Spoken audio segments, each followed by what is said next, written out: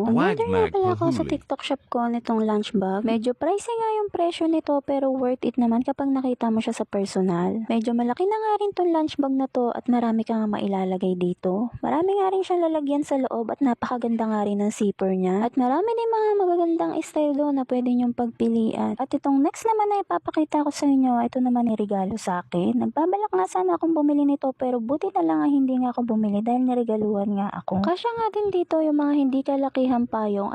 Pwede rin nga isama ang mga wallet, cellphone at iba pang mga kikay kit ninyo. At itong next na parcel naman, ito naman ay sikat na sikat ngayon at trending sa TikTok. Maganda nga rin pala tong bag na to at talaga naman marami din nag-o-order nito. Nagdadalawang isip pa nga akong bumili na pero napakaganda nga nito sa personal. Marami din palang iba't ibang color na pwede nyong pagpilian nito. May dalawang zipper nga din yan na pwede nyong paglagyan ng kung ano-anong abubot. Pwede nga rin pala tong slim bag at pwede nga rin tong belt bag. Mas madalas ko nga